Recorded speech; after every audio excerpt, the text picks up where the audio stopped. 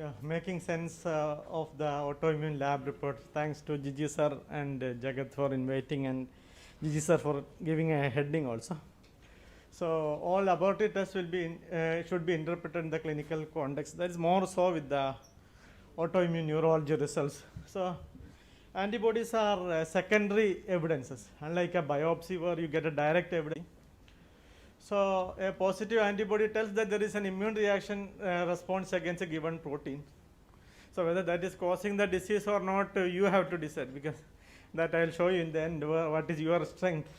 So interpretation of the clinical context is very important. So if you look at the diagnostic criteria of autoimmune disease like autoimmune encephalitis, exclusion of other causes is very important. So this is one of the limitations. So I will show some clinical scenario. So it's a 50-year-old man presenting with a necrotizing myocytes. This was described by one of my friend in Chennai. So he thought it is a paraneoplastic one. Yo came positive. Another one, somebody else also told me, 70-year-old man with new onset seizure, MRI bench, told typical limbic encephalitis and paraneoplastic panel showed an anti-O positive. So what we will do? We'll do a PET CT, we'll start steroid, do a CSF study, or recheck the results. So all the options are somewhat correct only. So looking at Yo antibodies, one of the earliest without disease also. So could this Yo is the cause for paraneoplastic syndrome in this patient? So male Yo can occur, carcinoma lung, adenocarcinoma stomach, but it's very rare, less than 20 cases there in the literature, but it's very common. Many people used to ask me. I don't give this report. So this is due to a faulty testing most. So it's a very easy way to do the test by dot. But the ideal way is you should go for immunofluorescence, then it should be confirmed by another method. So this is very labor intense as well as a good expertise is needed. So for the ease of doing, everybody will do the dot and say that the O is positive. So we will go to next case. It's a 70-year-old smoker with limbic encephalitis. Paraneoplastic panel CSF was negative. So what will be body PET, autoimmune encephalitis, all the above. So most of the things are all only. So here comes the question whether serum or CSF. Many times CSF paraneoplastic can be negative. So if it is negative, you should test serum also, because if some cancer is somewhere, it may show in the serum testing. If both are negative, still if you think there is a cancer or it's a paraneoplastic, you should further investigate by PET and all. So NMDA, GABA, AMPA, all these are more often seen in CS, but still there can be some regular autoimmune things. If that is also not possible, like we should repeat the paraneoplastic after 3 months. It's an arbitrary, Mayo Clinic used to say. But if the patient goes bad, you may do it early also. So, but even if this is negative, if your clinical suspicion is strong, you should periodically follow up them for a cancer. Positive paraneoplastic panel, how it is going to help. Suppose you get a CRIM5 antibody, acetylcholine receptor antibody, anti-striational antibody, all three are positive, then you are sure it is a thymoma. All the three can come only in thymoma. If in a female, if an amphiphysin comes, you should look for breast malignancy. Amphiphysin with ANA1 or CRIM5, you should look for lung malignancy. LEMS, usually VGCC, PQ or N type are positive. But if you get an AGNA also positive, this is a paraneoplastic LEMS. Other one is a non-paraneoplastic. So these are the combinations which will be useful. So again another scenario, you get an ANA1 positive, that is anti-HU. Then your PET shows a lesion in the GIT. What will you do? It showed a biopsy of adenocarcinoma. What is next? So you should treat the adenocarcinoma. Then you should look for a small cell carcinoma, because this anti-HU is a very strong marker for a small cell carcinoma. So it may come later. So you should never stop treating that, and you should keep looking for the other one. Now it's a 35-year-old man with new onset seizures, memory impairment, personality change. 1 month during MRI showed MTS, no CSF cells, protein mildly elevated, glucose normal, viral panel cultures, malignant cytology, PET, everything is negative. EG showing a left temporal slowing, metabolic workup is negative. So CSF autoimmune panel also is negative. So almost everything is negative. So only thing is that elevated protein.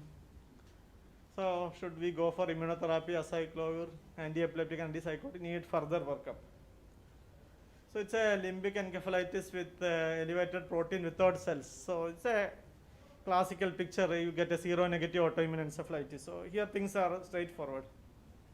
I am altering little bit this case to show another scenario. This is a 55-year-old I made it. Made it a smoker. So almost everything same. Your protein is same, elevated 53. And I increase the cell count here to give a scene. So rest all are negative. So what will you do in this case? So except elevated cells, everything is fitting for an autoimmune one.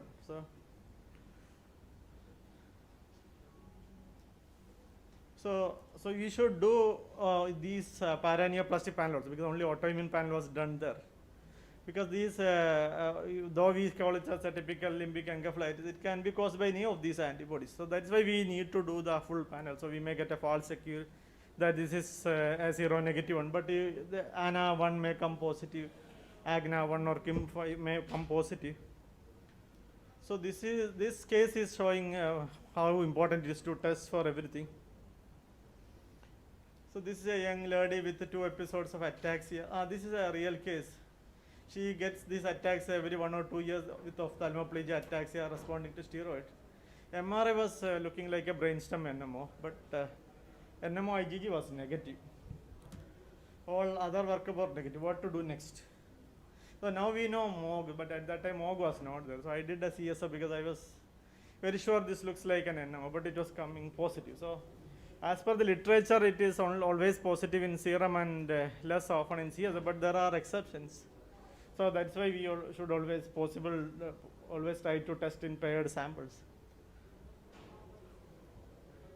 This is another young man with new onset seizures, altered sensoria. MRI showed mesial temporal hyperintensity, CSF showed cells. All other workup is negative. Here paraneoplastic, autoimmune, full workup is negative. So what to do? So here the scene is like this, whether it's a viral or an autoimmune. So in areas like where virus is less often, we should steroid. Like we can easily do that. Mostly our viral panels are negative and all of them improve with immunotherapy. Rarely we see somebody is worsening. So suppose when I was speaking in Karnataka, they asked me, here viral encephalitis is very common. So I told the only thing is IVIG. How do we say less prevalence of viral encephalitis areas with less prevalence of viral encephalitis എന്ന് പറഞ്ഞു കഴിഞ്ഞാൽ? ഇപ്പോൾ കർണാടകത്തിൽ JE ഭയങ്കര common ആണല്ലോ. അപ്പോൾ അവരുടെ സംബന്ധിച്ചിടത്തോളം whether it is real JE, I don't know, whether it is all PCR or a prevalent antibody. I never thought this, so I got this question. So this is the general thing. So now I'll show that approach, how to interpret this antibody positivity in a clinical context. So I am not talking the regular situation. You get an antibody positive and the clinical syndrome is matching, there's nothing to think. You should go ahead and treat. If not, what will you do? Then you should do a good literature search, consult your neuroimmunology expert and see, is it a form of first of any other syndrome or an extended spectrum? Form of first means the full manifestation may not be there. So like one feature of NMDA is there, so but CSF NMDA is positive, so then it is an NMDA instead of 6 domains. Extended spectrum means suppose a Caspar patient may present with a movement disorder which is not described in the literature, and then you can consider it's an extended spectrum, like it is not described but it is still possible and you don't have an alternative, then you should treat that. If both are not there, it's not Former-Fruste or extended spectrum, what will you do? Then you can take say that first is that it is not autoimmune, you can stop there and you should look for all other alternatives. You already would have looked for, but again you can look for. Then if you get an alternate diagnosis, you can treat that. If not, what will you do? So you can go for a biopsy. So either it will establish or rule out other possibility. If you really get an autoimmune pathology, then you can treat that. If you do not get that, still you can say, I have ruled out infection with a biopsy. So you can still try an immunotherapy.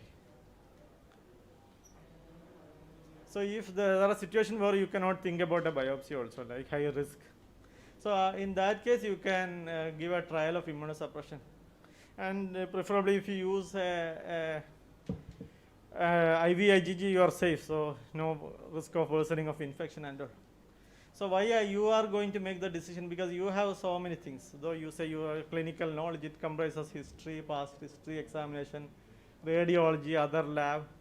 But all other people have not this advantage. Your radiologist may only know radiology. Your pathologist may know only pathology. So this is your strength. So these are the multiple domains where we can evaluate the possibility of an autoimmune etiology. Suppose you get multiple factors supporting an autoimmune thing. So this is called multimodality approach. So this is, you are likely to be correct, and the chance of you are going wrong will be less. This is called the Swiss cheese approach. So you use multiple filters so that wrongly passing everything through these filters will be low, so that you have a good chance that you are right. So coming to the conclusions, all neuroimmunology lab tests should be interpreted with caution in the clinical context. Paired testing with the full panel yield better results.